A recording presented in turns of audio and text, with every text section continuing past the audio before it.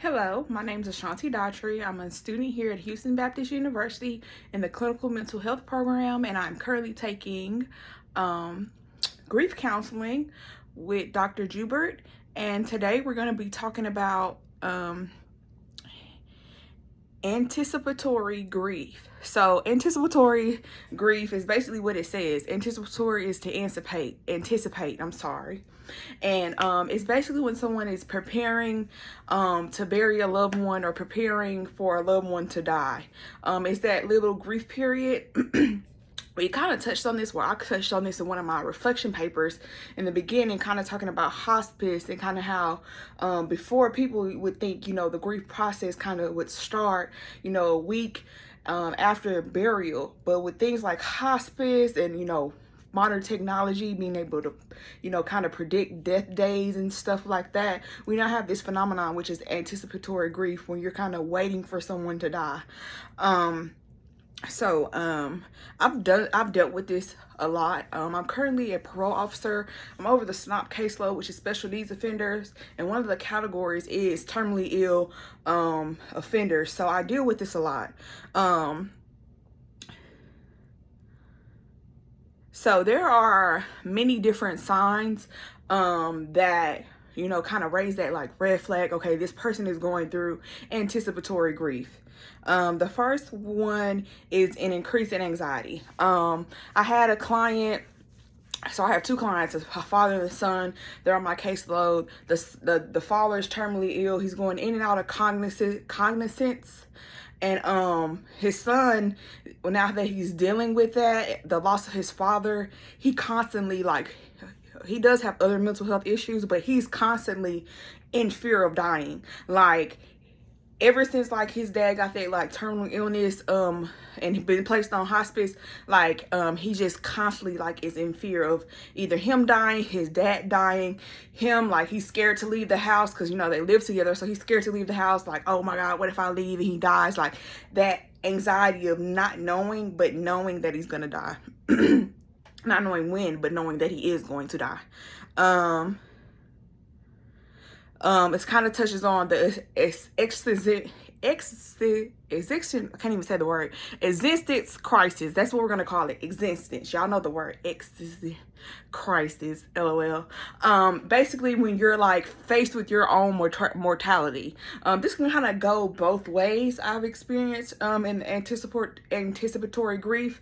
You have the person that is dying, facing their mortality, going, experiencing hey, I'm about to die. How did I live my life? Da da da da. But we also have, the family around them who are now facing their mortality. I know from experience, when someone close to you dies, you really realize how short life is and how quick it can be overdone. So that feeling of wow, I'm really a human and I can really die at any time. Emotional detachment and reattachment, which is something that I see a lot. So we'll have two different, it really depends on the relationship of the client and the person that's dying. Their attachment styles could go into play. So many things that go into attachment and detachment and reattachment. And what this kind of is saying is basically you have one type of person who sees this person dying and wants nothing to do with it. Oh, they're dying. I cannot handle this. I don't want to be around this. I can't see them like this. I don't know. I can't, I don't want to experience those emotions. I don't want to see them while they're dying. I want to remember them while they're alive. And then you have on the other spectrum, not the other spectrum, on the other opposite end of the spectrum, you have that person who's oh my God, this person's dying. I have to see them every second of the day. I have to be with them. I can't go to the grocery store and get milk. Kind of like the father and son. He's so attached. He's I can't do anything. I can't go to the bathroom because I'm gonna miss a second with this person before they die. So of course, with the spectrum, there's a plethora of emotions and attachments in between. So alternating between acknowledging the inevitability, I'm sorry, I cannot talk today, y'all. Acknowledging the inevitability of death and then going into denial. So with clients, this is something I see I see it all a lot, but I think this is like the biggest thing and like the hardest challenge, because you'll have someone come in and they're like, hey, my mom's dying, I'm so sad, I'm so depressed, my mom's dying, I can't believe she's dying. And then they'll be like, it's like so upset, like trying to process the grief, and then they'll like within the next day or the next week or the next time I see them, oh, my mom's fine, she's not gonna die, we're just gonna pray it away, we're just gonna try new medicine, we're gonna try new chemo. And like the death, I want to say death date, because you can't really, birth and death, you can't really give a date to it. But the doctors already said, hey, this person has a month to live, this person has a week to live.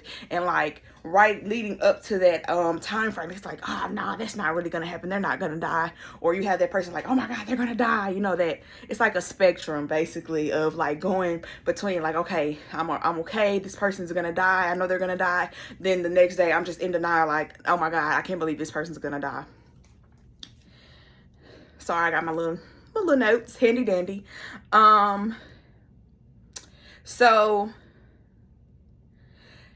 individuals facing this type of grief often can engage in role reversal, mentally preparing for their life after the anticipated loss. This can be both negative and positive. Positive, I do kind of recommend this. Like, hey, this person's dying in a month, this person's dying in 3 months, this person has cancer, this person's dying, whatever the case.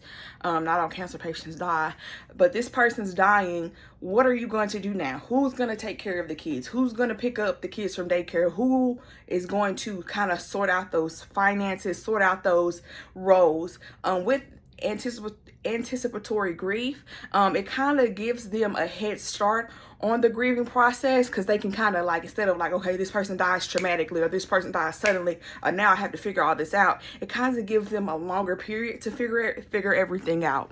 But on the negative side, it's like they can die with the person. Like, after this person dies, I have nothing to live for. After this person dies, I don't know what I'm going to do with myself. And they kind of die, like it's their role reversal. The person who dies, they live on, if you believe in that.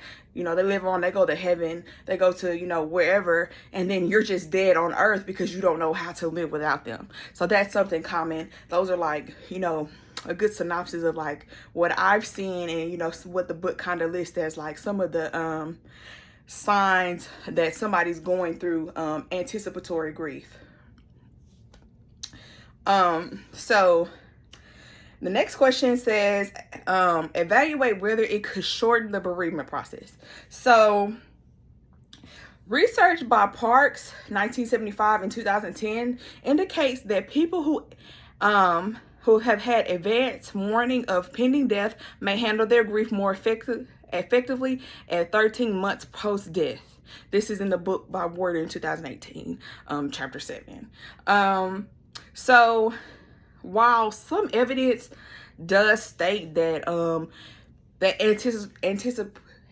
anticipatory grief is tearing me up. Anticipatory grief can you know, shorten the bereavement process. There's not a lot of research that really make that concrete. In my personal experience, I had a cousin who had cancer, and she knew for a while, you know, when she was gonna die, and we kind of knew, like, she knew the date, like she had the paperwork, she just didn't tell us, but we knew like, okay, things are, you know, progressing, we're meeting hospice, we're talking to hospice. And from my personal experience, even with all the planning and preparation, like she had it together. She knew where her kids were going to go, where the money was going to go, who was going to get this, who was going to get this, who needs to clean out this room, who needs to clean out that room. She had all that planned, and we talked about it, but it did not change anything when she died. It honestly did, if I'm being honest. So me personally, I don't believe that, you know, the anticipatory grief process is shortened, or the bereavement process is shortened because of this form of grief. But I do believe it does give you a head start. It gives you like a little bit more time to process and get like the funeral stuff planned. So I guess it shortens the funeral process and the sorting out process of someone dying, but it doesn't shorten the grief and the pain that you feel of someone dying. I kind of relate it to like surgery. Like, yeah, we prepare for surgery and we get pain medicine for surgery, but it doesn't, like, you know in 6 months that you're going to get cut open in 6 months is not going to make it hurt less, if that makes sense. And lastly, honestly, how would I counsel a person experiencing this?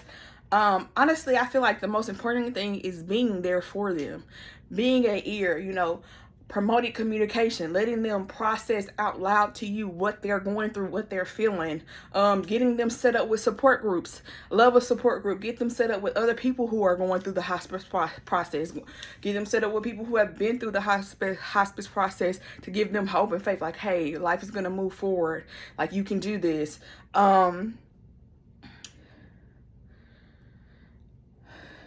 And I'll also, that's a big thing. I'm glad I glanced down.